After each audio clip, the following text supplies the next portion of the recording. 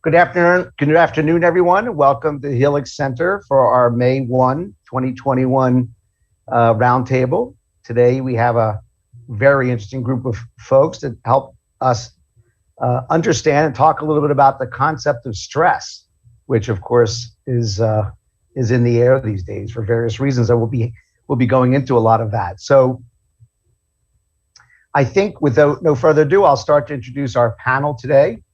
I'm Jerry Hurwitz. I'm Associate Director of the Helix Center and a psychiatrist, practicing psychiatrist in New York City.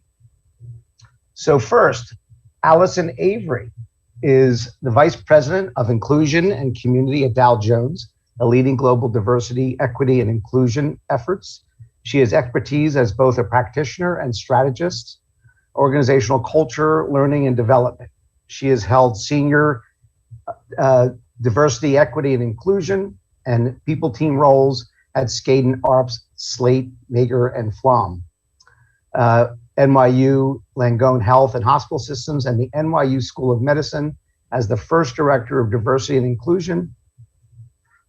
In an advisory capacity, Allison was a principal consultant with Working Mothers Media, partnering with Global 500 companies on cultural change strategies. There's much more to say, but in the interest of time, I'm going to move on to our next panelist, Ben Bernstein. Ben Bernstein is a psychologist, educator, and author with an expertise on performance and test stress. An honors graduate of Bowdoin College, Bernstein received his doctorate in applied psychology from the University of Toronto, and later a master's degree in music composition from Mills College. An educator for the last 50 years, Bernstein has taught at every level of educational system, trained in London in the progressive British infant schools in the late 60s. He has received major grants from the American and Canadian governments for his work. Charles Marmer. Charles Marmer is Lucius N. Littauer Professor and Chair of the Department of Psychiatry at NYU Langone Health, and is director of the NYU Langone Health for Precision Medicine in alcohol use disorder and PTSD. Dr. Marmer's major research interests are post-traumatic stress disorder, peri-traumatic dissociation, peri-traumatic distress, Vietnam veterans, police officers, Iraq and Afghanistan veterans, risk factors, MRI, MRS, fMRI, acoustic startle, cortisol, HPA axis, catecholamine, and so on and so forth. And lastly, Ralph Wharton. Ralph Wharton is a professor of psychiatry at Columbia University College of Physicians and Surgeons. His work is focused on the clinical use of psychotropic medicines alone and in conjunction with psychotherapy or psychoanalysis. His clinical research on the use of lithium carbonate in the effective psychoses was noted in the special sesquicentennial issue of the American Journal of Psychiatry and was republished there as one of its best in its 150 years as a publication. He has published numerous other papers on diverse topics in psychiatry, including the use of methylphenidate, electrical stimulation of the brain, and phantom limb pain. Professor Wharton was honored as the president of the Society of Practitioners at the Columbia Medical Center and was Practitioner of the Year in 2010. He's a founding member of the International Society for the Study of Pain and has presented many papers on this subject. We are also going to have as co-moderator today, Beverly Zabriskie, who many of you know is on the executive board of the Helix Center and is also a practicing Jungian psychiatrist, psychoanalyst, sorry. So here we go. Dr. Wharton, would you care to introduce the topic for us and we'll get things going? You have to unmute. Okay, so it's a pleasure to be here, and Beverly's done a wonderful job in organizing this panel of experienced people, veterans of all kinds of stresses themselves. I'll give a little brief history about the use of the term. We can start with Walter Cannon, who in the late 30s determined some studies about homeostasis basis about how the body regulates itself, and then go on to Hans Selye, who published the first books using the term stress. And having done his work in Canada, he determined that the term was le stress, because there were only male doctors in doing these studies at that time. So le stress has been adopted around the world. Stress has a variety of meanings in every culture. And looking up some of the definition of the words, even in China, the word stress is used, but the symbol also is crisis. So we can say stress is a crisis in one level or another, but he was interested in how people adapted to stress. One of the landmark studies was done by Philip Hench, who was a professor of medicine at the Mayo Clinic, who noted that pregnant women who had arthritis had their arthritis improve. And he studied and discovered that during the stress of pregnancy, when arthritis improved, the adrenal glands turned out more cortisone. And that won him, along with a fellow named Kendall, the Nobel Prize in understanding the internal response to bodily stress of all kinds. But the first stress was that of pregnancy. Also, other stress studies were done by a fellow named Norbert Wiener, who was one of the beginners of use of computers, and he determined and studied people who had chronic stress, which is different than acute stress, which results as a result of having TB. So he did some studies. Most importantly, thereafter, the doctor who was the physician for all of the American Navy developed what he called the SRRS scale, which was the social readjustment rating scales. And what he did was, in the Navy, if you would get promoted, you started out with the PT to go to a battleship, a destroyer, battleship, aircraft carrier, submarine. And even though you were getting promoted with an advancement in pay and status, every family was stressed by promotion. And his scale goes on. Now today, and in fact, in the 1980s, just to give another update a little bit, Time magazine published an article with a picture of a doctor in front saying that was the era of stress. The 80s was the year of stress. Of course, there are other people like Paul Ekman who dealt with facial expressions of stress. And then Stephen J. Gould wrote a book called A Wonderful Life, as if we were stress-free, which we're obviously not. And even Steven Pinker, another who wrote a book about our better angels, that we could live with stress and go off to heaven. The most important thing, I think, in terms of studies that I've done and Charlie Marmer has done, is about how the adrenal gland helps us adapt to stress. And on a hormonal basis, it's simple to talk about glucocorticoids and mineralocorticoids, which is the body's response to stress. But nevertheless, the use of the term is dependent on who's using it, whether it's a psychologist, a psychoanalyst, a surgeon. We all use stress kind of loosely. And the problem for today is the stress, obviously, of the pandemic. I don't think there's anybody who isn't aware of that stress and the stress of isolation, in addition to the fear of illness. So in terms of the demand for work on this subject, everybody in this panel has a point of view. My experience, as you've alluded to in the introduction, Jerry, was in patient care at a hospital.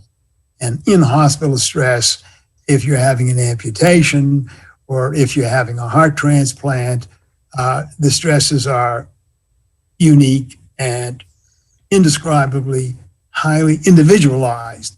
So it's hard to have a field theory of stress. And the other question would be, even in terms of This is my last point about the cold pressure test. There are people in New York who go into the water and cold water, and presumably, and there's this is the latest theory, that cold exposure can perhaps immunize you to stress. So people who repeatedly go in the cold water seem to have a lesser stress response. On the other hand, if you're an Eskimo and you move from Alaska to California, you lose that. You deal with the stresses in California. So that would be my introductory comments. So, thank you. I think that one of the things that appealed to me with this topic was how stress really traverses such a huge sort of vertical column of scientific and sociological issues.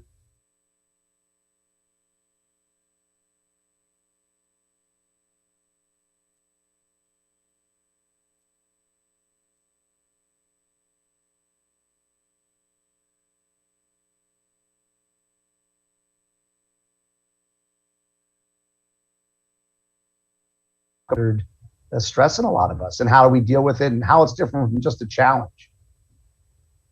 It was really Ralph's organization, the Nathaniel Wharton Fund webinar, that stimulated the idea and desire to have this program on stress. So Ralph, your group is doing just wonderful work of study on it. And one of the features of the pandemic era, I think, is that it has really, and also the Black Lives Matter movement, is that it's really shown that we have not only individual stresses, but group stresses.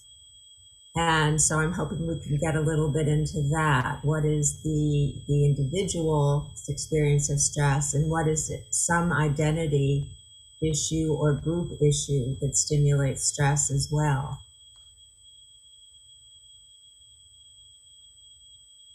I'm happy to jump into the discussion. Thank you, Ed and Jerry and the panel for inviting me, and Ralph for your scholarly historical review. I thought maybe, Ralph, I would just jump on at the end of that review and talk about, just briefly, some very contemporary ideas of stress. The first thing to say is that as someone who's spent my life studying survivors of catastrophic stress, that we have to sharply differentiate between stressor and stress response. This problem was first addressed in mechanical engineering before it was in human psychology. So to take the example of a bridge, a very strong bridge built according to the most advanced structural principles can withstand enormous repeated stressors and maintain structural integrity. A structure like a bridge which is weakened may be taken down by relatively minor stresses. That the same is true in the balance between stress and coping in humans and animals, that there's a balance between stressors and stress response, vulnerability and resilience. So it's a very, very complicated area. So we have to differentiate between the stressor and the stress response. Second, in humans, in human psychology and psychiatry, we now consider two broad classes of stressors, maybe three. One, normal stresses of everyday life that lead to adaptive responses and growth. Second, stressful life events, Ralph, which you briefly alluded to, but include promotions, demotions, life transitions, marriages, divorces, losses, economic fortunes made and lost, changes in homes, where we live.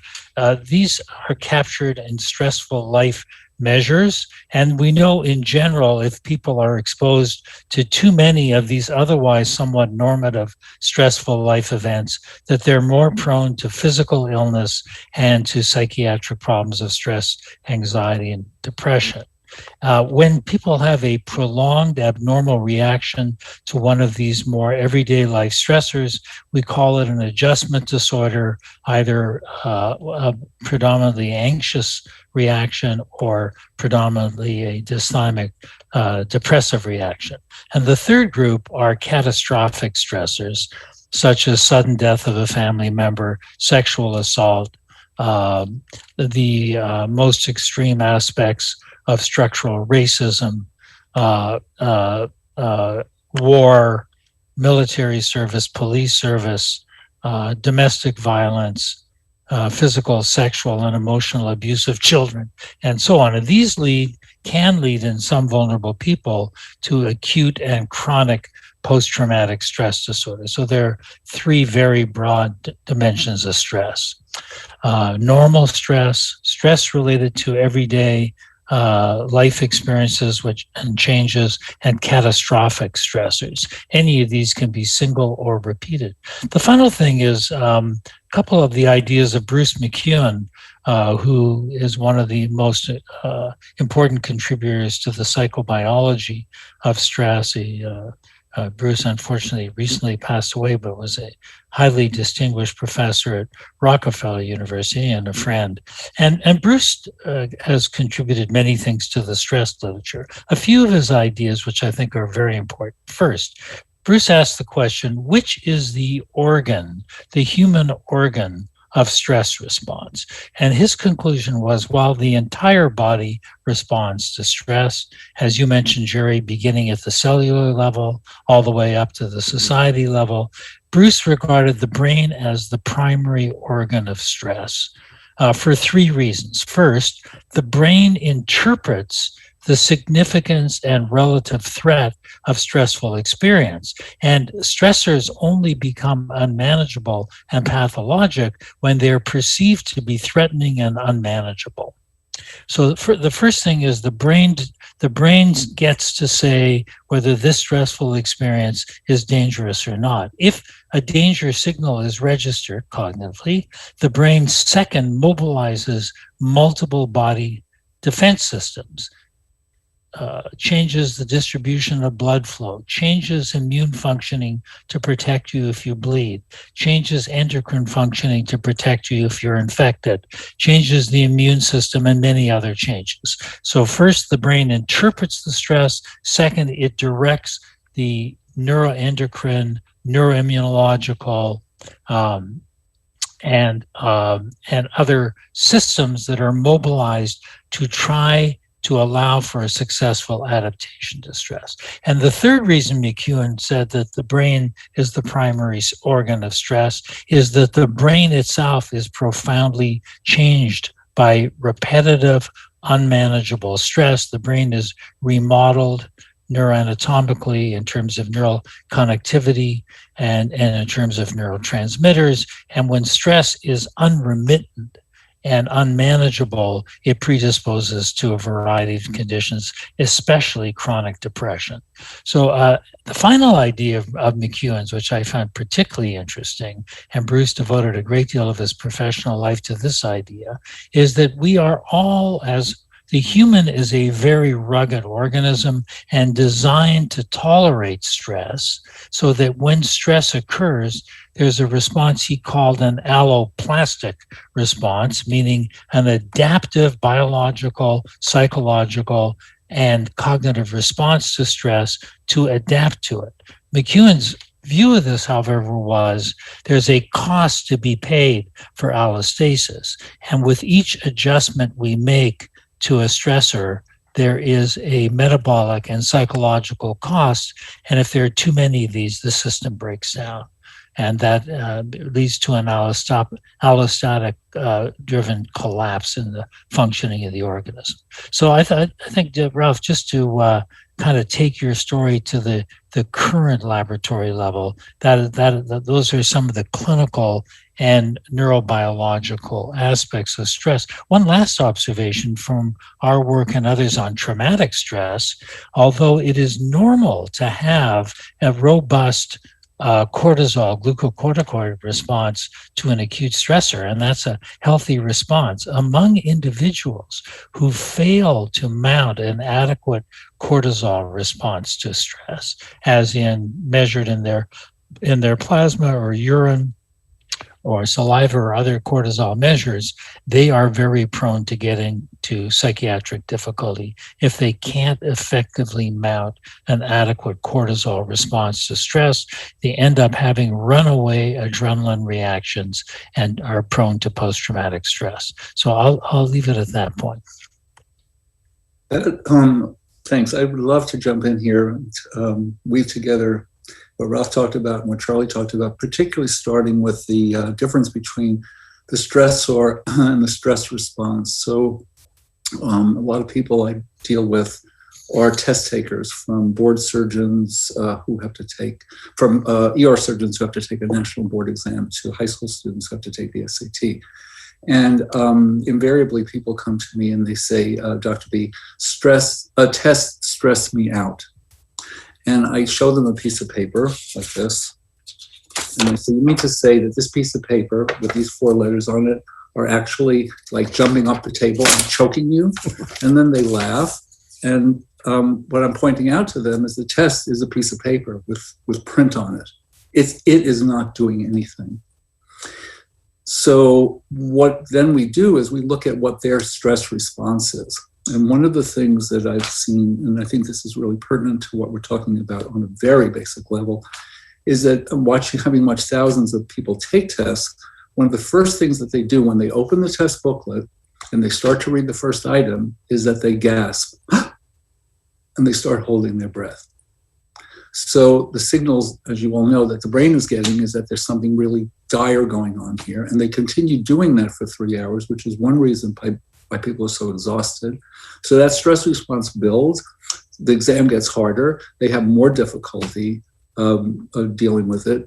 You know, I've trained high school kids to raise their SAT scores 200 points by regularizing their breath through the course of the test. So the point about this is that the stress response is where, you know, I put all of my energy, is training people how to, what I call, stay connected. Because my sense is that when people are faced with a stressor, one of the things that engenders a bigger and bigger stress response is the way that they disconnect, either in the body, they freeze, or in the mind, they tell themselves, I can't handle this, or in the spirit, they are like, they get completely distracted. They can't stay on task. So, you know, putting all this together, I'm a long-term student of all the Eastern arts of meditation, particularly the Vedic scriptures. And it's all about being in the present, staying in the present. How do we get back to the present? When I give a talk to an audience and I talk about the breath, I see people roll their eyes like, oh, he's going to talk about breathing. Oh my God, you know, I've heard all about breathing, right? I gave a talk at NYU, and one of the students came up to me in the break and was like really irate. And I've done the breathing thing.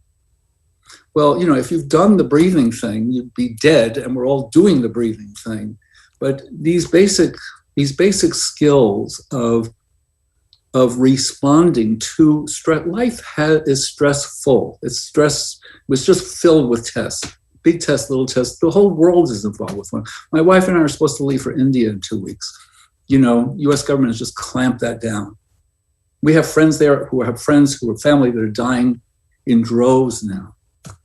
It's how we respond to these situations that really is what we really need to educate people about.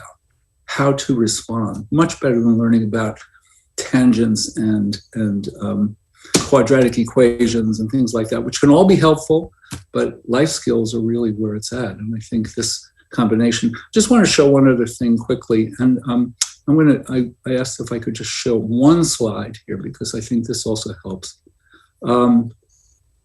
Let's see, here it is. So Ralph mentioned a lot about history. In the early part of the 20th century, 2 psychologists named Yerkes and Dodson studied how stress affects performance, except they talked about it as arousal. Well, we can't really use the word arousal in the same way they did, because it's now conflated with a lot of other life experiences. But this is so helpful. And I show this to everyone that I work with. And they found it's a bell curve. Too little stress, performance goes down. Too much stress, performance goes down. And then there's just the right amount of stress, which is per individual, by the way, and everybody's optimal level is different, where you actually are at an optimal level of performance. And this is not about what's happening to you, it's about how you're responding to stress response to the situation. And when you can keep your stress level at a more optimal level, you get inspired creative work and you can really work much better with others. So I thought this is also an important thing. Athletes call that the zone. When athletes talk about it, they talk about it like, oh, now, man, I got into the zone, as if it's magical or mystical or something. It's not. It's actually a state of consciousness, which you can affect by being trained and training yourself to become aware when your stress response is building, and then to use specific tools to get you back. So I hope that adds to the conversation.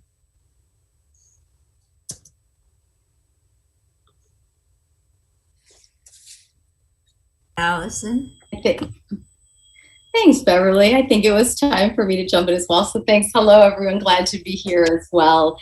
And one of the things that was not mentioned in my introduction that I will just illuminate is how I know Beverly Zabriskie. And the way is that I both have a hat in working in organizations as well as corporations, really looking at diversity, equity, and inclusion, as well as culminating my psychoanalytic training as a Jungian psychoanalyst. So I had a private practice as a psychoanalyst for 9.5 years, and I'm finishing the arc of that. So I'm always very interested in, as we spoke about, the intrapsychic all the way up to the organizational level, given both fields of work that I have done. And so stress is something that obviously, as we talked about, it exists. I liked the framing of the intracellular level all the way up to the kind of global level and everywhere in between. And so in my work, I really am looking at the dimension as it relates intrapsychically, but the bulk recently in my organizational roles has been on an individual, interpersonal, team, as well as department and org level, and looking at how primarily stressors disproportionately impact different communities and affinity groups. And we know that in the United States, women report higher rates of stress in their lives than men. Mothers report higher rates than fathers. People of color report higher rates of stress than white people. These are all due to factors like stress of racism, discrimination, and all the isms that we can kind of list, as well as historical antecedents of inequity. And so in April, the CDC actually came out and claimed racism a serious public health threat. And that speaks to something that Charles was mentioning related to the catastrophic dimensions, is that a lot of stress can be mitigated through condition setting. And so how do we take seriously what are some of these elements from research in creating conditions that ameliorate and mitigate certain stressors that actually are disproportionately experienced by varying communities? And that's something that I'm really interested in, because that manifests very clearly in the workplace. So how do these kind of social stress situations of the disproportionate impact of COVID on communities of color, the disproportionate impact of stress and around discrimination, as well as witnessing of violence and secondary trauma, and the impact of stress caused by poverty, how does that disproportionately impact communities? And all of that gets brought into the workplace, which undermines people's ability to thrive, to have impact, to perform at their highest level. So how do we set different types of conditions in order to address and redress that is something that is a big arc and focus of my work. And so when looking at one of the great benefits of having the research that everyone has gone through, as well as the CDC coming out and articulating the severe inequality that is engendered through racism, but also noting that racism is considered a serious public health threat that directly affects the well-being of millions of Americans. And so it directly affects the health of the entire nation, is that it creates a level and degree of seriousness, which I have seen change over the course of the past year. And that's been something from stress being thought about as a general well-being, to also social stress and how it exists on levels, to be taken at a different degree of seriousness within the workplace and in corporations than I have forthwith. And what I mean by that is, putting in things in place like social support systems for employees, actually giving days off to participate in protests. That's something a lot of corporations did. Taking day offs in order to mourn police killings for communities of color who were disproportionately impacted or felt as though that was a secondary trauma and needed time in order to mourn. That was something a lot of institutions and organizations were creating. Also different celebratory events to highlight and lift up the difference of impact. So there's kind of the global impact of COVID at large, but how do we talk about the context and the specificity felt by different affinity groups and populations and hold and balance the both particular as well as the overarching context is something that a lot of organizations and corporations have been doing that has really led to a different experience of employee well-being and holding a lot of sessions dealing specifically with social stress, addressing that social stress as a result of discrimination or structural racism, and having candid conversations is something that I have not seen in my tenure within diversity, equity, and inclusion work for the past 15 years in such a way that the seriousness of both the stress and stressors and the seriousness of employee well-being is at a different level that is actually changing policy, practice, engagement, and corporate structure. So that's something that I'm bringing from a kind of organization and structural level of the value that I think we're at in being able to take racism, conditions around stress, and the actual existence and reality of stress as something serious that we might need to be proactive and set conditions for. So that's something that I'm been thrilled about the impetus with regard to that, but also that is something new that I've seen emerge as a result of COVID and as a result of consciousness around structural racism that has allowed for a difference in setting conditions more intentionally. I'd like to mention one individual stress, or a man who survived stress in the military. I met a Congressional Medal of Honor winner. The man was about 5'3", maybe weighed 130 pounds. And I very much wanted to meet him since it was unique in my military to meet this fellow. And I asked him about winning the Congressional Medal of Honor. He was a sergeant at the time. He unwittingly led a group of men, about 50 or 60 men, into an ambush. And the ambush was in Korea, and they were being raked by a machine gun. 3 people running a machine gun, swinging it back and forth. All the men are on the ground. In the midst of this situation, 3 men managing the gun. This guy stands up, rushes ahead, and kills 3 people with a shovel. And I looked at this guy and I could not believe that what he did. He acted in this way under stress to save his men and won a Congressional Medal of Honor. The second kind of stress that I would mention was a man named Schellenberger, who landed the airplane in the Hudson River, saved all those lives. Everybody did the right thing. And he did exactly the right thing and had a post-traumatic stress response. He did fine related to the AMA. He did the right thing on automatic pilot, the way presumably this guy did, who killed 3 people. We won't call that automatic. But at any rate, he saved all those lives. But afterwards, he had a tremendous stress when he realized how he reacted.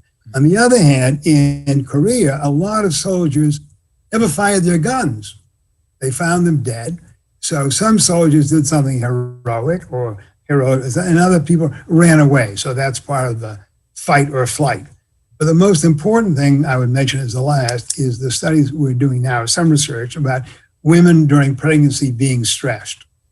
And we're doing some studies on EEGs and fMRIs and newborns up to 2 years old. And the question is, when the mother is stressed during pregnancy, how much of her stress gets through the placenta? How does it affect cortical development? And whether some people, if the mother has been starving, as many mothers did in the Netherlands when the Nazis were invading, they didn't eat properly. And so they had a lot of children who were very vulnerable.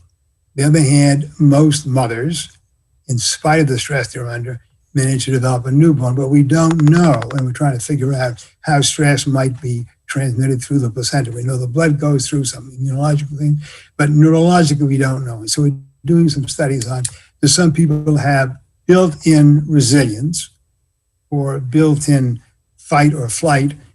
The third thing, as it was mentioned, is freeze. Some people fight, flight, or freeze. So these reactions are so diverse, and these are individual social situations, not the group things that Allison is talking about, which is a different realm of experience. I think that's incredible, Ralph. Both of your vignettes really resonate with my lifelong experience. First, on the military side, I also have the experience of, for many years, consulting with NASA and the Russian Space Administration. And as you can imagine, they have very specialized training techniques to try to train the astronauts and cosmonauts to be able to tolerate enormous sudden stress and maintain cognitive control. The most famous, of course, is the Apollo 13 mission, in which Swigert was quoted to have saying, "Houston, we have a problem," which was not an exact quote. It said something like, "Houston, we're having a problem here." But the problem was that in about 90 seconds, his crew was going to be incinerated into molecules because of an error in the reentry trajectory. And they were remarkably able to maintain cognitive control in the face of imminent catastrophic death and make an aversive move. That's speaks to their selection and training. So it's very, very interesting to study super stress resilient groups like Navy SEALs, astronauts, and cosmonauts, and try to learn from them how we can all cope with stress better. Second, I'm very interested in the work you're doing, Ralph, with pregnant mothers, and would like to contact you after this program because we're starting a similar project at NYU. I'd love to collaborate with you. But Allison, to come to one of the issues, when we looked with Fritz Francois and others at NYU at areas where we can make a difference in structural racism in medicine, we decided in psychiatry that probably the most profound point of entry to act against structural racism, even more profound than making accessible empathic care available to all people, including all groups of color, is actually conditions of pregnancy. Because we know enough from animal models and some human studies and the work you're beginning to do, Ralph, that stress particularly during the second and third trimester of pregnancy, is profoundly dangerous to the mother, of course. And we know that, for example, Black young mothers have multiple times the rates of death and morbidity and mortality related to pregnancy nationally, and even higher in the New York City area. So, of course, adverse conditions during pregnancy are huge risk factors for maternal mortality and morbidity. But something that has not been studied yet well enough, and Ralph, I'm delighted to hear that your group is beginning this, is to look at the impact on the developing fetal brain, particularly during the second and third trimester of pregnancy, of severe high levels of stress, as well as other problems such as nutritional deficiencies, exposure to bad air, bad water, bad food, and other conditions, because the data currently suggests that the origins of most very serious psychiatric illnesses, particularly schizophrenia and autism, probably have their origins at the time the brain is organizing itself during the second and third trimester of pregnancy, not during teenage years, which has been considered to be the prodrome for psychosis, but backing all the way up to pregnancy, and that high levels of stress, which are pro-inflammatory, may disorganize neural circuitry and molecular organization and favor towards the development of the lifelong risks of psychosis. So from my perspective, Ralph, if we were to change one thing in medicine, and especially in consultation liaison medicine and psychiatry, it would be to focus on conditions of pregnancies and bring health equity to all young mothers, because their lives are at stake and their children's entire development's at stake. I wanted to jump in and go back and tie it into this topic about pregnancy.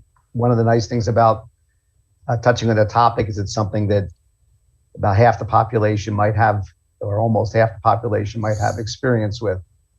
It's interesting, the stories of heroism we just heard, and I love hearing those stories. I always have, they are sort of, I don't know what you'd say, they're heartwarming, they're inspiring. But of course, it's interesting that they also push us away from the people and the experiences where stress overwhelmed the person, let's say, and they did not have such a heroic outcome, right? And I wonder if that has a negative impact socially, in that when people don't want to think about a horrible experience, let's say being in the hospital, racism, being the victim of racism, they don't want to think about those things, or they don't want to put themselves in the place of those people who are experiencing those things. That makes them feel nervous.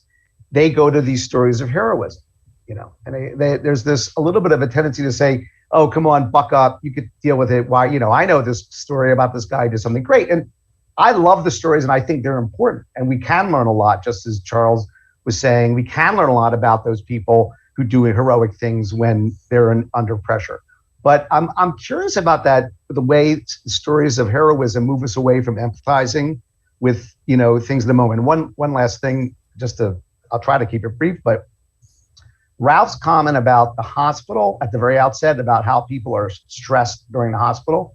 A lot of folks who've not been in a hospital don't know what that's like, and it is real. And you could just go in for a minor thing. It doesn't have to be an amputation. I mean, yes, an amputation is highly stressful, but a lot of folks, the moment they're in the hospital, they are stressed to the gills. It could be for the removal of a cyst, or something like that.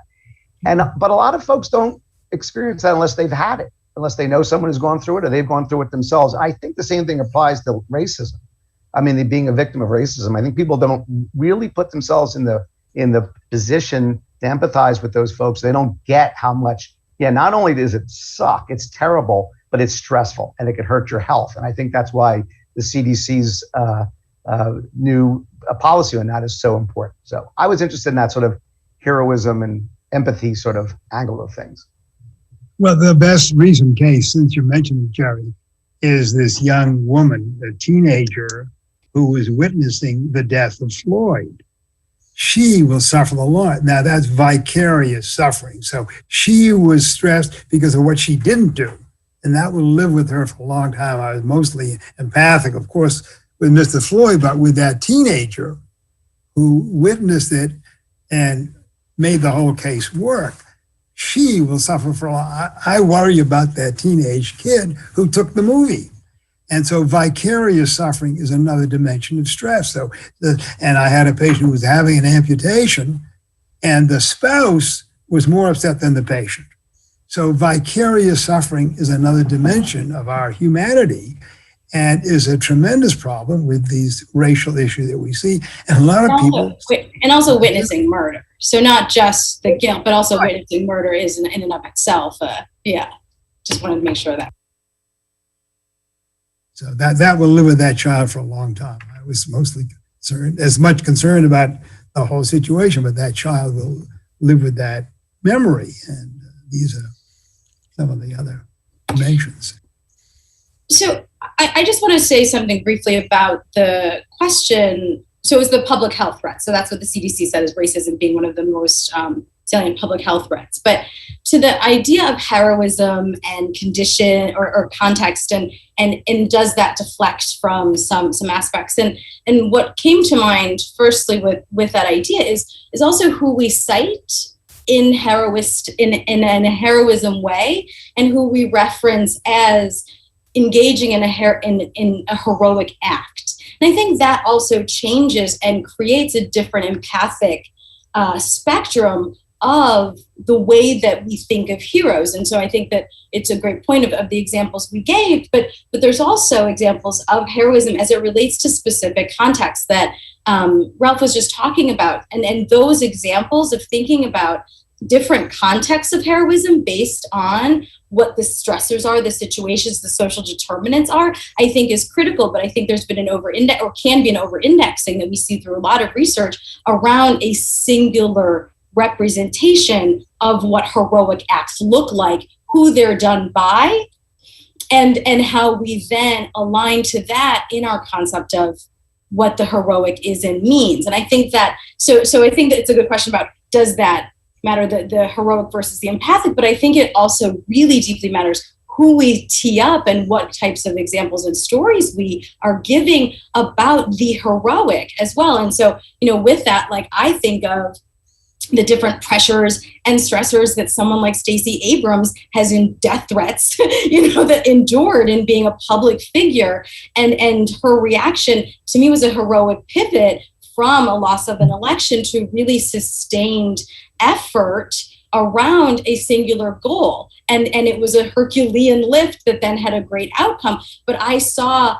that as an example of a heroic move based on the social pressure history, structural dimensions and barriers and challenges, as well as active threats of violence that she endured given her role and what she's been able to do with it and translate into. So I think we need to be conscientious around those, because that actually helps me in creating the variation of how we define and who we think of as heroic. Also changes our empathic ability to connect to different people, folks, and stories in understanding what different pressures look like, the context of different social stressors, what people have had to overcome in a particular way that we can identify with, as well as deem heroic. So I think that's just, I want to put that subjectivity out there to how we even define heroism.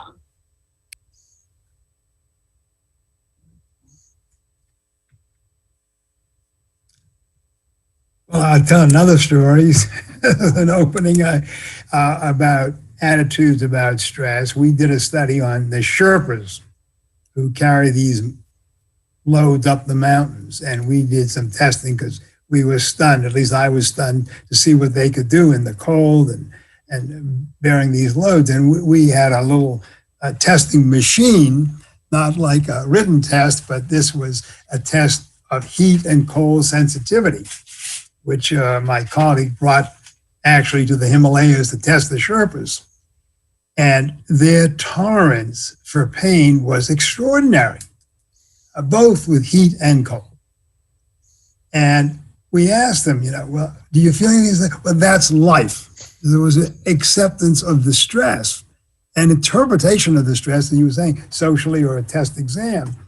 So as Charlie was mentioning before, the social context becomes extremely important. And that's life. They said, pain, and their stoicism was remarkable. So some people get in stress. It reminds me, I was going to ask Ben what he thinks about this. I mean, it's been my observation that sort of test taking and the college prep, that whole domain has progressed in a way where I think a lot of students, don't they sort of expect to be stressed? They go into these situations thinking this is going to be a stressful situation. Yeah, and absolutely. But I think the history of it goes to things that we're talking about regarding acts of heroism and models, and it just makes me think about the competitive nature of our culture, how deeply competitive everything is, and how one has to rise to the top, and how there is a top, and how you have to, and it just, so it starts at a very early age. I mean, I had a kid once who was going to middle school, had to be interviewed for the middle school, and had to pass a math test, and she wouldn't speak, and so the parents brought the kid to me, and she wouldn't speak, and she wouldn't do math, and through just having her do some drawings and releasing all the pressure around this. She had an older brother, by the way, who was trying to get into an Eastern prep school, and his father, the way he trained him for the interview was to stand behind doorways, and when the kid passed through the doorway, the father would jump out and ask him a question. So so this little girl, I just gave her some crayons, and she would like to draw, and she would draw. And then that led into telling me stories about this dinosaur family and the brother and the mother and the father. And then it all led to her just telling me that she was afraid to ask a question. Or no, she was afraid to say she didn't understand something. So, the pressure builds up so early on. This is a kid in the fifth grade. She was afraid she couldn't speak up and say, I don't understand. And I had to coach the teacher, the parents, everybody involved with this kid to encourage her just to say, I don't understand. So I'm came and they're like, I want to have a hair salon, and I want to do this, and I want to do that. And they weren't interested in the work that I was doing related to testing. They just wanted to make money. And when we got into the work, I said, well, I'm going to train you in this stuff. They started to really light up. In other words, we went deeper into who they are and what they're interested in, and in getting away from all this competition. So, by the time people get to high school, one of the things that they say is, when they're having a problem with tests, is they say, I'm not a good test taker. That's a very unfortunate label to pin on yourself, right? Because life is filled with tests daily. I'm not a good test taker. And I think that I just want to come back to something I said earlier as related to what we're all talking about, which is that I think how we address training students, I'll use that, or educating students into life is so much more important than a lot of the subject stuff that we lay on them, which they're bored to tears with and don't get engaged with, and then they just end up feeling stressed because there's no real connection that they have. So yeah, it is a big problem. I've just seen kids drop off the map, particularly in our neighborhood. They drop out of high school, they just lose it, they're not interested. And I think we're losing a significant proportion of national treasure in all these kids. Nobody knows what they could really turn into. What's inside of them that really wants to be cultivated, wants to grow. Just because they didn't have the same conditions I had, that's no reason that they shouldn't be able to flourish. But the stress of performing, the stress of being on top, the stress of in some way being a hero is considerable. I just want to say something else about that because it has another connotation. Sports stars can be very wonderful models for kids, NBA stars and football stars, and in both genders, because these are people who have really worked to achieve something, and they can see that if they have a dream and they really work for it, they can achieve it. So that way, handling the stress of having to perform is a different story because you're building something from the inside. I think that's really what I'm trying to get to here. To build from the inside this sense of resilience, this sense of possibility. Charlie was bringing up about the Apollo astronauts. Those guys are trained to stay very present into every single moment that they have to deal with. Boom, boom, boom. They are not flipping to the past. They're not going into the future. They are present. And that's really the key, I think, in all of this. Because that's the great equalizer for all of us, is that we're all in the present. And as related to what Allison's been talking about, we're all in this together. So let's get it, last point about this. We do spend a lot of time in India. In fact, we're going to be moving there in about a year. And one of the people that I study with there puts it very simply. He says, you're either living in an I world or a we world. Well, we're all living in a we world. And the people who think we're living in an I world are really stressing the rest of us out. We just had a president for 4 years. It's a perfect example of that. So, yeah. Ben, would you think, and this goes back also to what Allison said and what everyone has been saying, that the girl who took the video, Ralph, she was so present in the moment and she had the presence to do what needed to be done, and she is heroic. Will that help her balance out the feeling of trauma, of what she saw. So Ben, you seem Well, Allison's shaking her head vigorously, and I'd like to hear what she has to say about this. But I don't know it. I mean, I know her from the media, but if she should be absolutely lauded, if that's the right word, for her act, what she did, that she was present, that she stood there, that she took it in. And whatever help she's getting, I mean, it makes me want to now find out what kind of help has been offered to her to deal with the trauma, because as Allison said, she watched a death in the making. And so, yeah, I mean, I think your point is great, Beverly, that should be highlighted in some way. And will Allison, that help her in terms of somewhat giving her another side of her own experience? Oh, totally. Yeah, I think so. I think that she, a rewarding presence as a way of living, as a way of contributing, as a way of being connected. Sure, I would think that could help her considerably. Allison, I was wondering what you were thinking about this. Well, yes, I would think she would be getting a lot of social and emotional support. The fact that she felt guilty fear that she didn't do more, but she was helpless to do more. And that's one of the struggles of many women who are not assertive.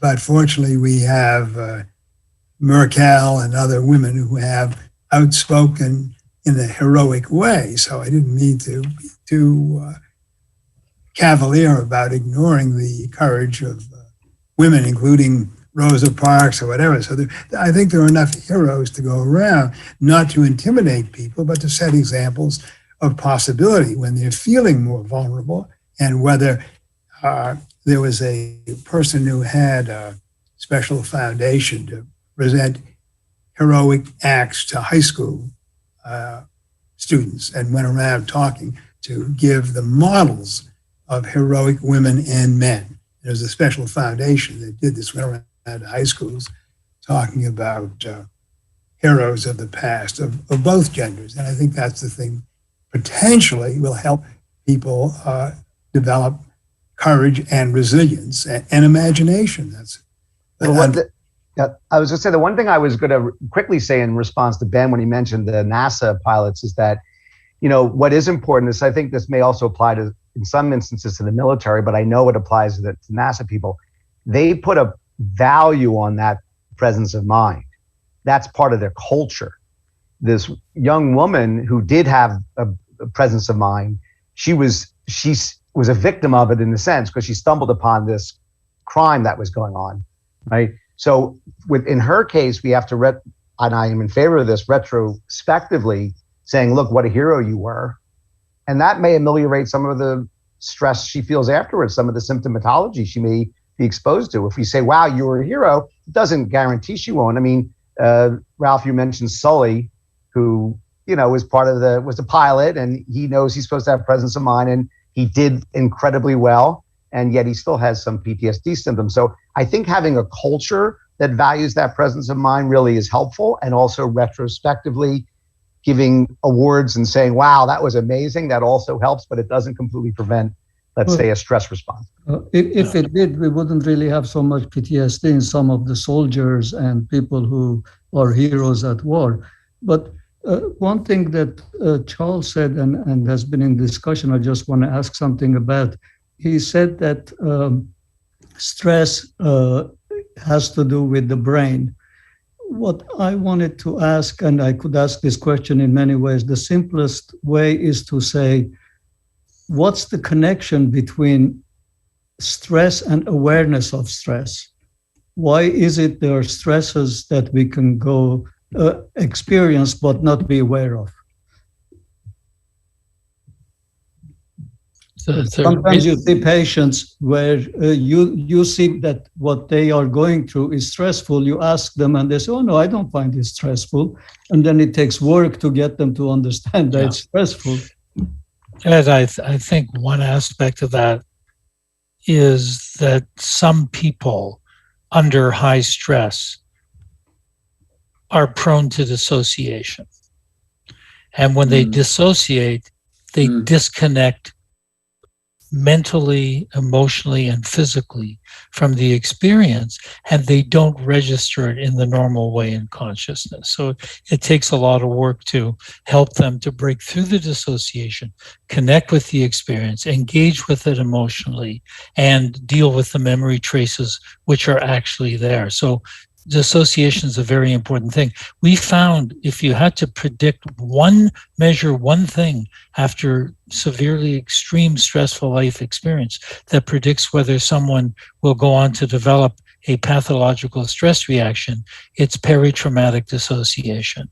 They disconnect, they depersonalize, they derealize, they take distance from it. They tell you, oh, I ran out of the World Trade Center and my best friend was just killed and I thought I was going to die, but I'm not too upset, doctor, because I thought I was in a movie. It didn't feel real to me. It took some time to help that person connect. So dissociation is very important.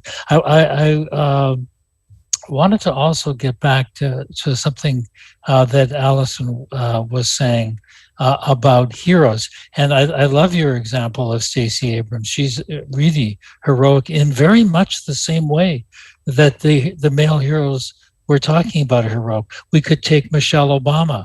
We could take other incredible figures that are heroic.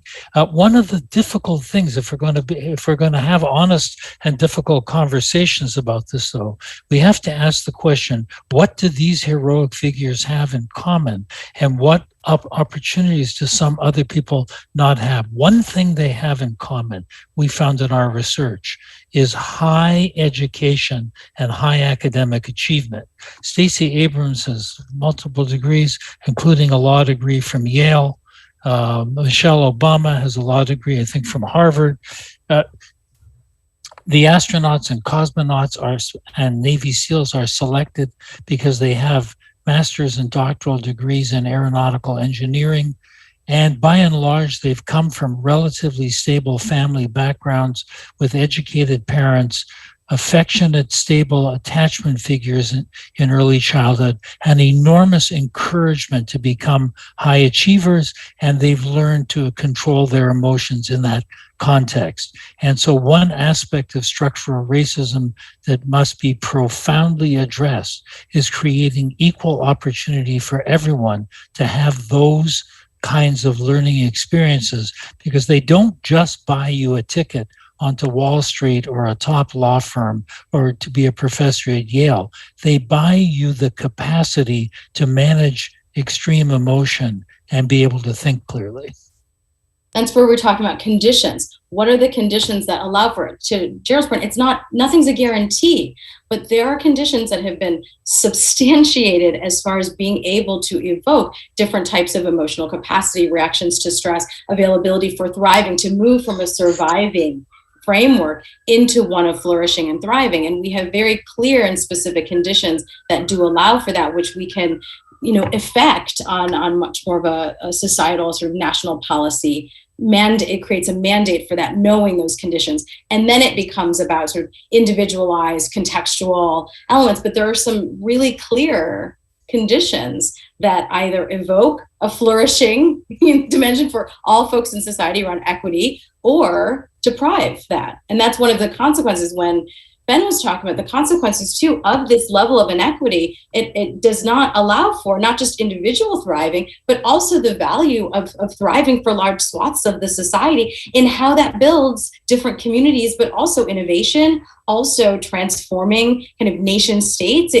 We all suffer, from an individual all the way to a global level, from not creating conditions for flourishing. So I'm going to pick up on something you just said, Alison, and something Charlie brought up about dissociation. A story of, for about 15 years, I traveled the country as a speaker for the American Dental Association. Dentists were known at one time to have the highest suicide rate of healthcare professionals. And there's a lot of reasons why, and they're really good reasons. I sat on a committee called the Wellbeing Committee, which was a kind of safety net for dentists who were caught in the midst of their addiction, either to drugs or alcohol or whatever. But it was to save their life, and so they had to come into treatment. This guy was sent to me after he had had 8 weeks at Betty Ford, which was preceded by a family intervention, which was preceded by years and years of drinking. And when he came, he sat down in my office and he looked at me and he says, "I don't know why I'm here." And I said, "Okay, well, I started to," and then he didn't have a clue. And I asked him to tell me the story. He admitted he drank. I asked him to tell me the story of how the drinking started. Well, I got out of dental school, $250,000 debt, 2 kids right away, building his own house, building a bar in the basement of his house. He liked to drink a little bit, and it went on and on and on. And, and I said to him, "Well, look, we know there's an association, very close association between stress and addiction." And he stopped me cold and he said, "I wasn't stressed." I said, "Well, what do you call it?" He said, "I just needed to relax." So how's that for dissociation, Charlie? Yeah. So I don't know. There was another point, Elsa, that you were making. It'll come back to me, but I just think about this. Oh yeah, I know what it is. I think we're so many of us get dissociated when it's not happening to us. Personally, individually, it's not hurting us. After 9/11, talk radio went on and on. I was listening in one show, a guy got on from somewhere, I think in the Midwest, and he said, "I don't know what the big deal is about this, world trade." And it occurred to me what he's really saying is, a plane didn't fly into my house. What's the big deal? Yeah. And I think that's, unfortunately, that goes back to the I world and the we world, that we don't think about ourselves as members of a huge collective that has so many differences and ways that we can learn from each other and give to each other and challenge each other. It's just fighting. And so, yeah. I want to go back to Ralph's introductory comments again, because he made this important distinction between a stressor, or maybe it was Charlie who said this, I'm sorry, there being a stressor and stress. And in some ways, a stressor becomes stress when we apply a certain meaning to the stressor. Not always, because you were just describing cases where it's unconscious. But the point I wanted to make is that if one of the meanings is a story that unfolds and there's a heroic act that occurred, or another version where the person's a passive victim and is traumatized by it, those stories all have meaning. There are narratives, and they have a meaning to them. Dissociation is almost a case where it has no meaning. The event had no meaning, right? And it's interesting that how much dissociation comes into play when people do not have access to narratives that make sense of any kind of narrative. It could be something about their own personal life and what they're going through with their families and their loved ones, or it could be at a societal level. If there's no narrative for it, or one that appeals to them, they might not have a narrative and they may dissociate. Yeah, I think the operative phrase there, Jerry, is one that appeals to them, because I don't like that story. I'm not gonna connect with it. I'm wondering about the stresses we choose rather than the stresses that we're chosen for. And how do we as individuals get to know enough about what our own stress capacities are? I mean, one can have a pretty stressful life and choose to do many things, and then you choose one too many, and then you can't really function. So how do we get to know what that is? Do we have to keep a little stress counter? Well, I'll tell you a story, Beverly, since I've taken care of a pair of twin boys and twin girls. And these boys look alike. And every time I see them, I remember, now, which twin am I seeing today? And one of them suffered a loss of a girlfriend, but it was an important first relationship. And with a little talk with him, modest use of antidepressants, he did very well. And the identical twin brother, 2 or 3 years later, he comes in with the same story, a similar story, that lost a girlfriend. It was in college. It was a couple of years later. And I thought, well, they're twins. They're the same. They've had the same parenting. They happen to play music together. And they were known as musical twins. They're called the Mirror Images was the name of their electronic guitar. So they were that close. The second twin responded to nothing. I did the same thing. I tried having other things. I finally had to hospitalize him and give him some EST because he could not get over the loss. Now, so in terms of learning or genetics, we're all different. So a sibling who has, or maybe you have someone has a sibling who's been through a stress. So there's vicarious learning. Wrong. Emotional learning is a highly idiosyncratic response. And I learned that many times, is that each person responded to stress. The stress was common, but their reactions couldn't be more different, even though they were identical twins. So every human being is an experiment in genetics. You got 60% from your mother and 40% from your father. That's the current thing. But the mix of genes gives everybody different skills, talents, or perhaps stress responses, which you don't know. But I was struck by that early on in my career. So it's hard to make, we know something about hormones and the differences in hormones, we can measure them, but there's an interior sense that's very hard to discern and say, okay, we taught you how to deal with stress. And when these soldiers at West Point are all taught how to shoot a gun, yet a large number never fire a gun. So it's a mystery, I would say, Beverly, about. I've had some people who are in the performing arts, some patients in the performing arts, and one of the anticipations that helps them to get through in practice, as they need to practice, is they imagine the applause of the audience. Mm-hmm. But then if the audience doesn't applaud to the same volume of what was in their imagination, there's a kind of collapse. It's almost like anticipatory mirror neuron phenomena. Right. So I wondered, Ben, if you focusing on performing artists in some of your practice, if you have had examples of something like that, where the person's performance is as they imagined, but the response is not. Yeah, so I have, and I just work hard to get them into the performance, not into the imagined response. Like actually, there's a lot with opera singers. So over the years, I've worked a lot with opera singers, and you're singing in front of 5,000 people with a 120-piece orchestra, and when people are going to applaud or when they're quiet. But the key in all that is what I do is I just get them really into what they're singing, into the music, into the shape and the emotion, so that they're actually in that experience. They're not doing that experience for the result. So the key teaching in the whole Bhagavad Gita is chapter 2, shloka 47. Don't be attached to the fruits of your action, and you have to act. So, to me, that's about presence. It's about you be in the present. We don't know how people are going to react. We don't know what other people are thinking. But we know that we can really put ourselves fully into what we're doing.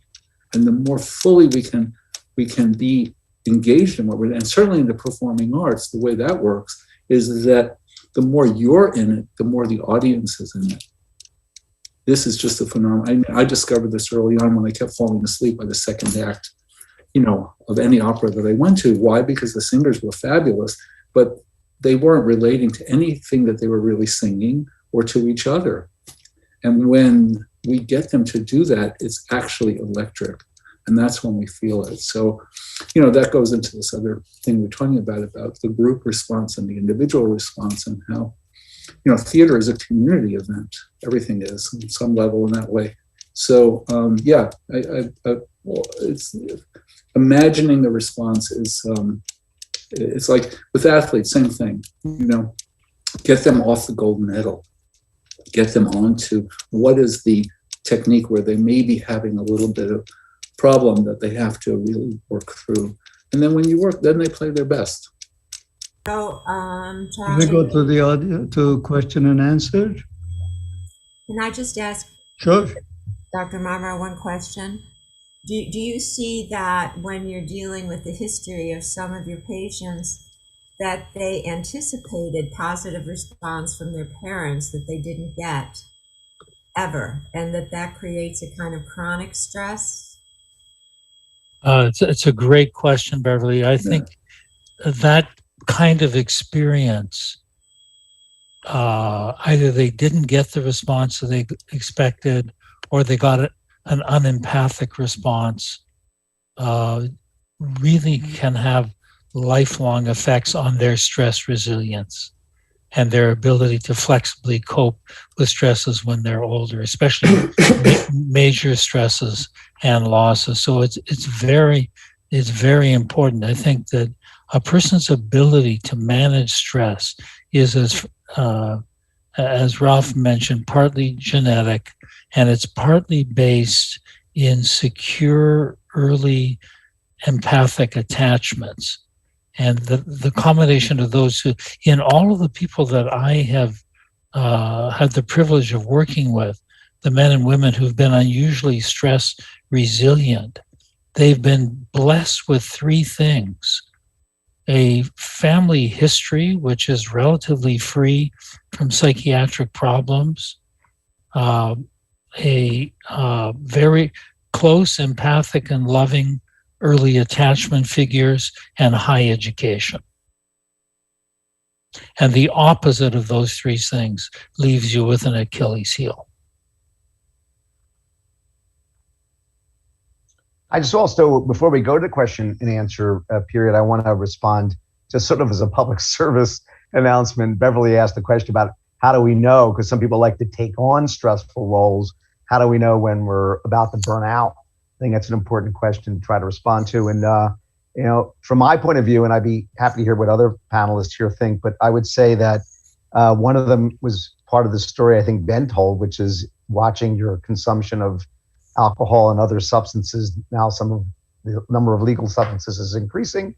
So, and the illegal ones have always been there. So we have to keep an eye on the quantity and the frequency of use. Sleep quality, of course, is very important.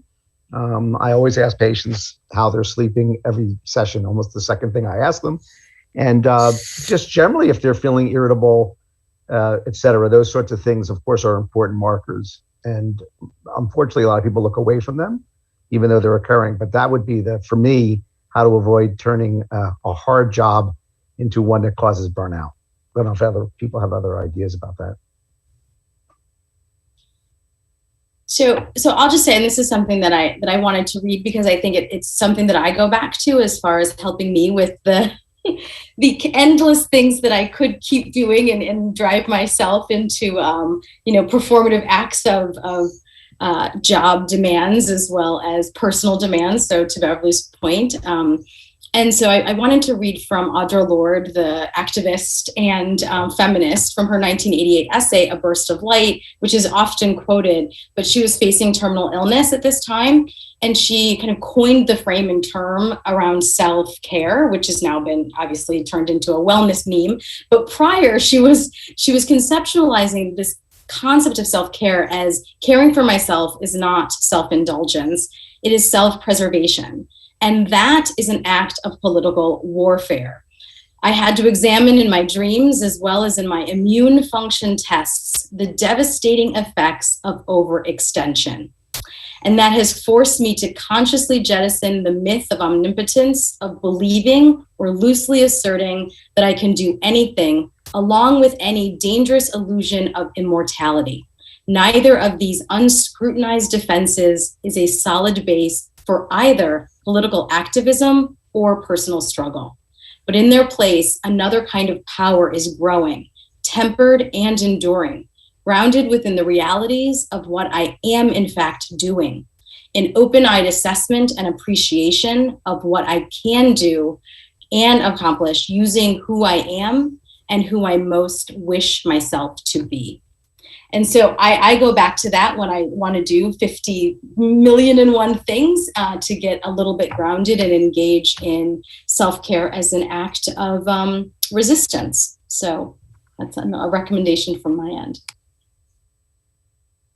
Okay. Well, I think with that, maybe we can open up the floor to some of the questions we have from our audience.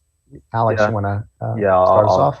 I'll go ahead. So this is from YouTube under the name Google user. So I don't know what their real name is, but Google user, thank you. So they wrote, it seems to me that stress is a contemporary term for anxiety or anguish, which is a widely used term in psychoanalytic literature. Am I correct on that? If that is so, then I believe Freud made it very clear that anguish is independent of external reality, which accepting is itself quite anguishing. Anguish seems to be a consequence of the position the subject takes in face of his or her own desire, regardless of external reality. So, what are your thoughts on that?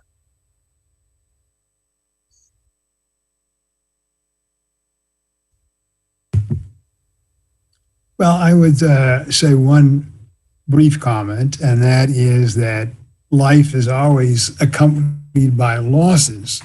We say you should be a good loser, but that doesn't exist. Nobody's a good loser. Nobody likes to lose, whether you're losing your health, you're losing a friend, you're losing money. And the question is, I think in terms of, for lack of a better word, acceptance, that in life, everybody loses.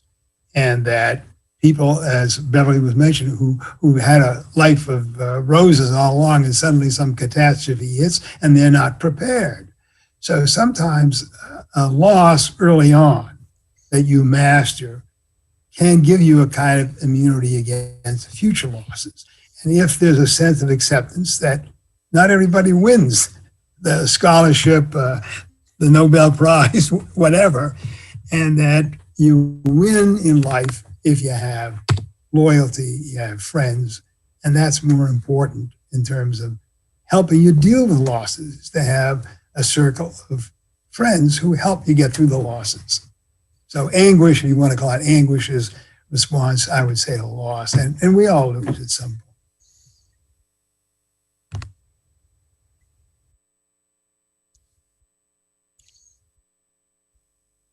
Okay, so I'll go on to the next one. So this was from Dave O, also from YouTube, and they asked, what about the angle of faith with regards to stress? In particular, how does that affect an individual's perspective on the things in life that happen? So a wonderful question. It's about faith, right?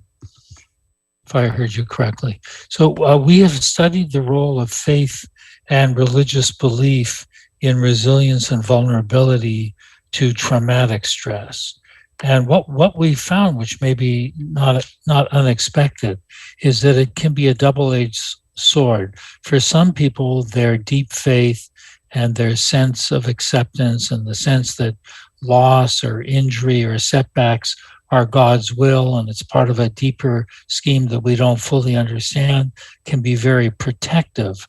We've also found some people who feel that bad things should not or could not happen to good people, so that if misfortune strikes them, that they must have been imperfect in their faith and their religious practice, and they suffered tremendous anguish and guilt, which is unrealistic because of that. So religion can be a source of great solace. Unfortunately, can be for some people a source of great pain in the face of stress.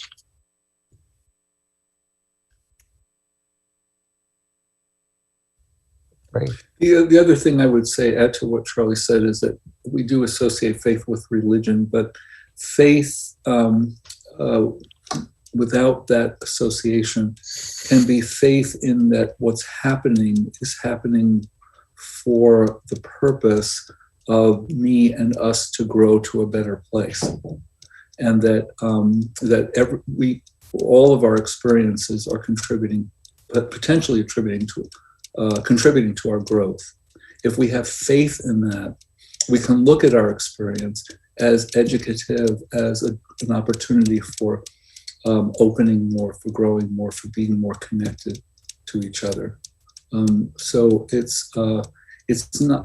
I'm not crazy about the phrase. The universe is telling me. I don't know what that means, but I am quite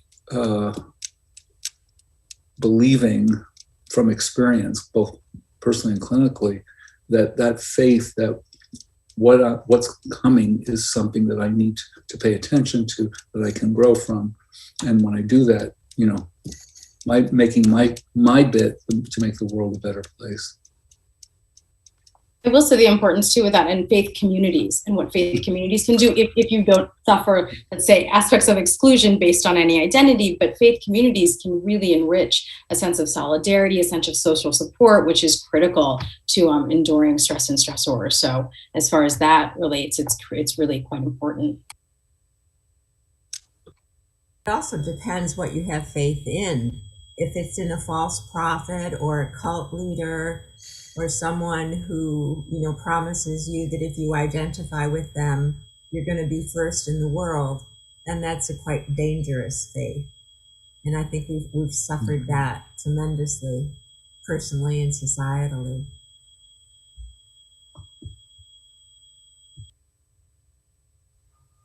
Okay, I can go on to the next one.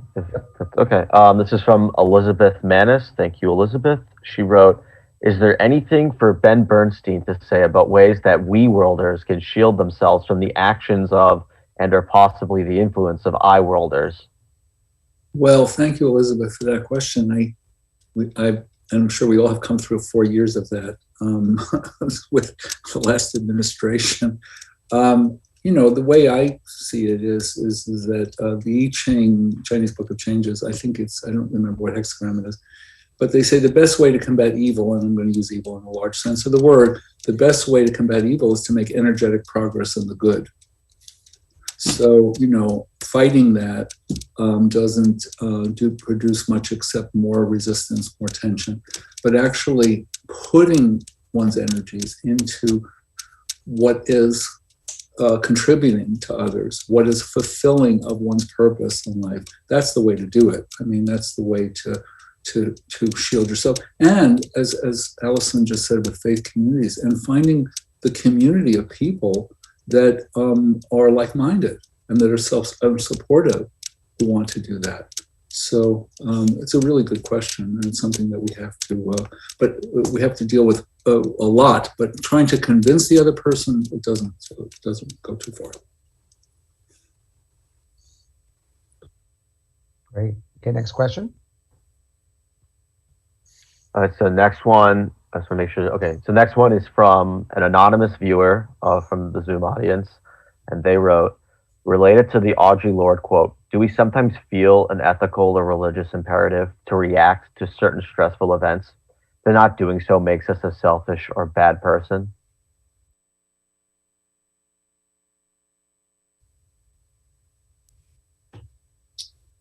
Can you read the last part again? Yes. So do we sometimes feel an ethical or religious imperative to react to certain stressful events, but not doing so makes us a selfish or bad person?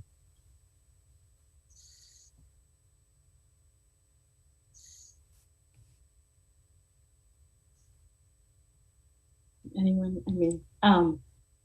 So well, I hear in the question that's the juxtaposition of not reacting and then folding into bad person. So I hear a kind of response to the, what would I say? The kind of personalistic good bad dynamic in the reaction to a specific event or not. And I actually wouldn't put those two things in contrast, and that's not my impression from the quote. I think that, we all have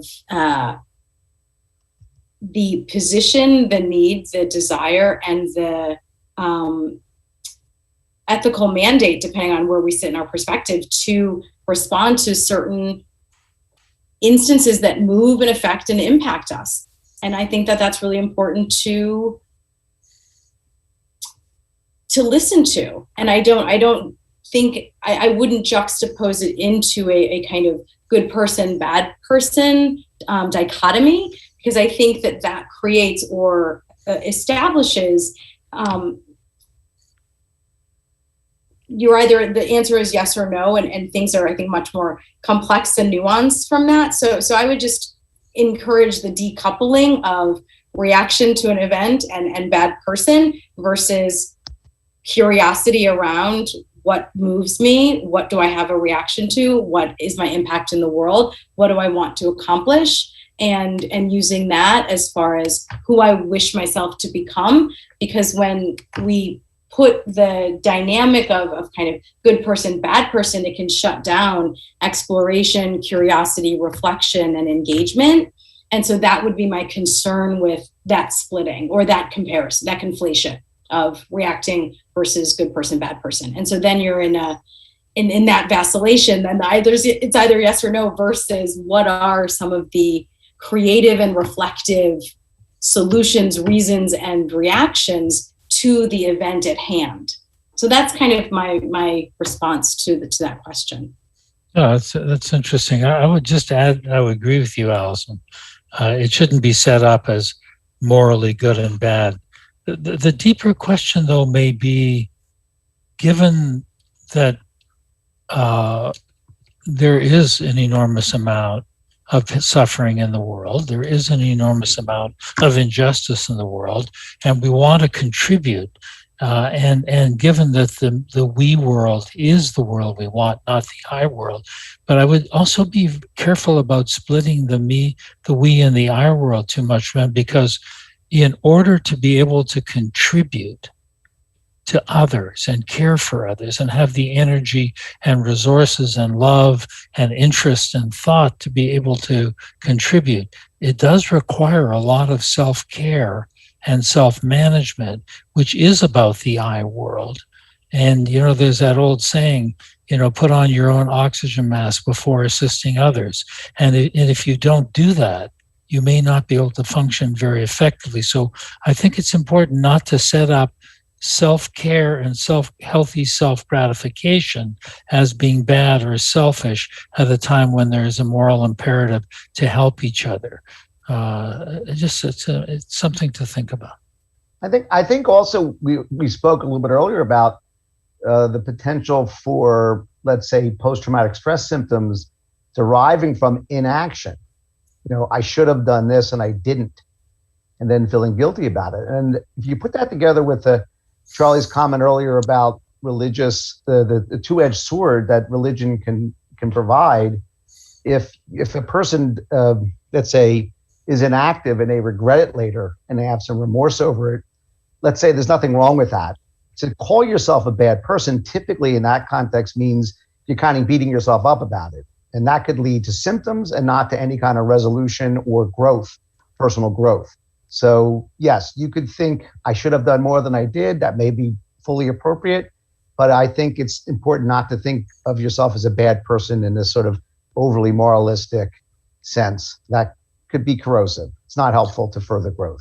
I agree, Jerry. And often in my care for trauma survivors who feel very deeply that they failed to act in some way to prevent harm or catastrophe to others, whether it's their crewmates or it's their family or their community or someone else, often that does derive from certain omnipotent ideas and fantasies that we have the ability to foretell what's going to happen and prevent bad things when we often don't.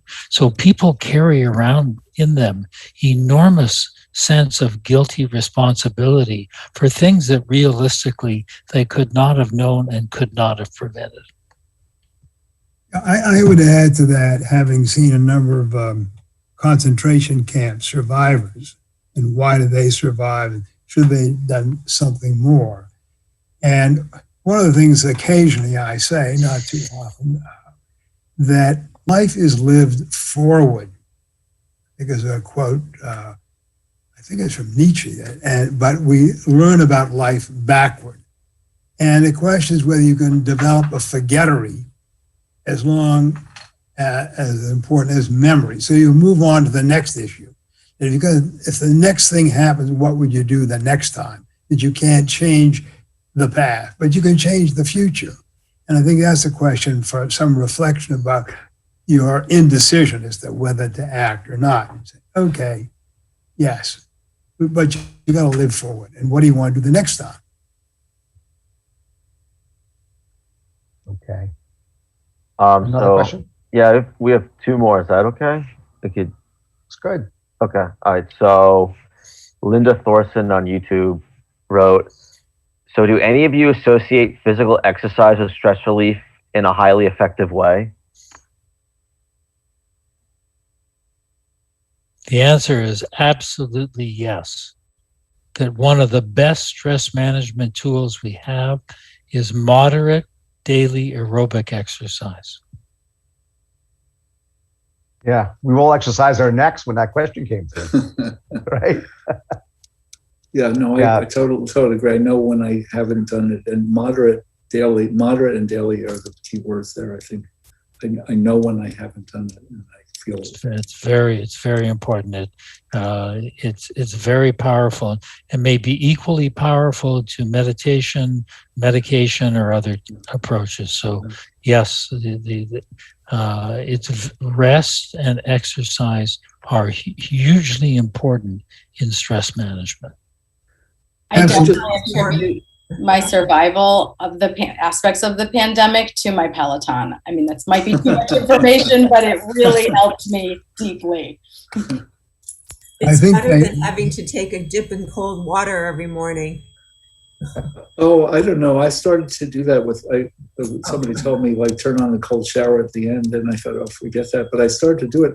And you know what? I love it. It's actually, I look forward to it. It wakes me up in a really good way. There's an author named Wim Hof. I've never read anything by him, but apparently that's what he recommends. I just wanted to look back to something Charlie said, though, about the I and the we, because I thought it was really apt. And I think it's connected to this question, too, that we do have to take care of ourselves in order to really make a full contribution.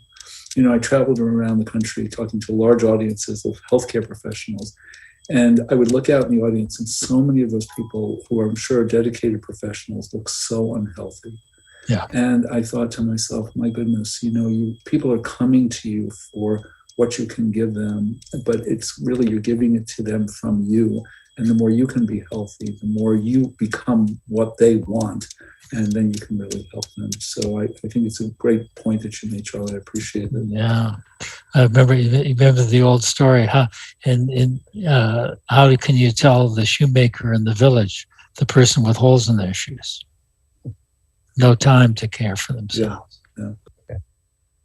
To go back to the other question about exercise, I think a study, I think it was done at Sloan Kettering, where they would say that a sedentary lifestyle is equal to a pack and a half of cigarettes a day. We are two-legged creatures, and you say you use it or you lose it. So the exercise is essential. I think there's a minimal amount that every human being must do every day. Otherwise, you're going to get into all kinds of healthcare problems. So the exercise question, you learn that in school. They have gym regularly during high school and elementary school. And there's a reason for that, because you have to learn to exercise some every day. It doesn't have to be 7 days a week, but it certainly should be 4 to 5. Well, the other thing, too, is that those of us who make our living sitting in a chair or a desk most of the day, we need to get up and move around, you know. I mean, when we're on the screen all day, first of all, it's putting a tremendous tax on our sympathetic nervous system, because we're only using our foveal vision, which is directly hardwired to the sympathetic nervous system. We've got to get up and move occasionally in between. I'm saying this so I hear it myself. All right, after this, get up and stretch. Okay, we have one last question, Alex. Yeah, last one, then we could all do jumping jacks after if we want. But this is from Carla Johnson. Thank you, Carla. She wrote, are there any initiatives to move from our competitive culture to a cooperative one as one solution to chronic systemic stress?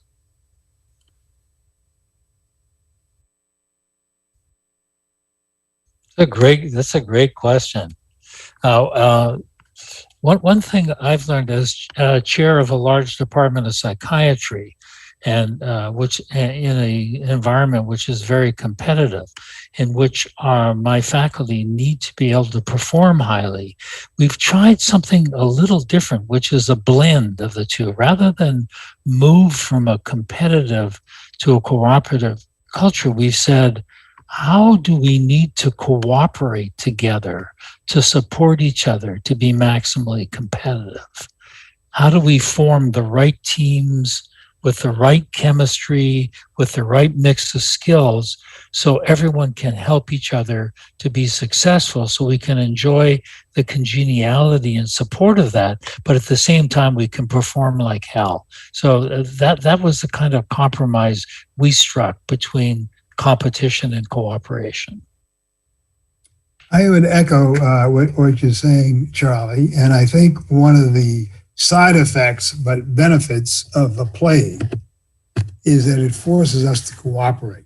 Now, the cooperation in the scientific community, I would say, is unparalleled. They changed the rules about practicing in one state. Doctors can move. They had ridiculous rules about doctors and nurses. But more important, even in the basic science fields, the drug companies have cooperated. I was on a international phone call between Berlin, London, Paris, New York, California, and all of a sudden there was a guy from Poland. The guy was brilliant, but we would never heard of this guy if there wasn't the Zoom and the cooperation. And I think the plague, whether they're banging the tin pots in Italy to cooperate and say we want to take care of our doctors and nurses, I think side effects of the plague, not that we have to lose millions of lives to learn this, but I think one of the benefits of the plague, certainly in the medical field and the nursing field and scientific research, is people learn to cooperate. And in fact, most scientific papers these days are made by teams of people. It's not one man discovering something in the garage. And all scientific ventures and all business ventures require teamwork. And what Charlie is saying about the team at NYU, we certainly make do that. In fact, one of my jokes is in Texas, where they're so rich in medical research, they have separate buildings for everything. And at Columbia, we're in a narrow island. In fact, Columbia was known, the President Lee Bollinger took over. He said, this is one of the densest research universities in the country. We're all crowded on the upper end of Manhattan. So you're going to be good neighbors, you have to cooperate with your neighbors.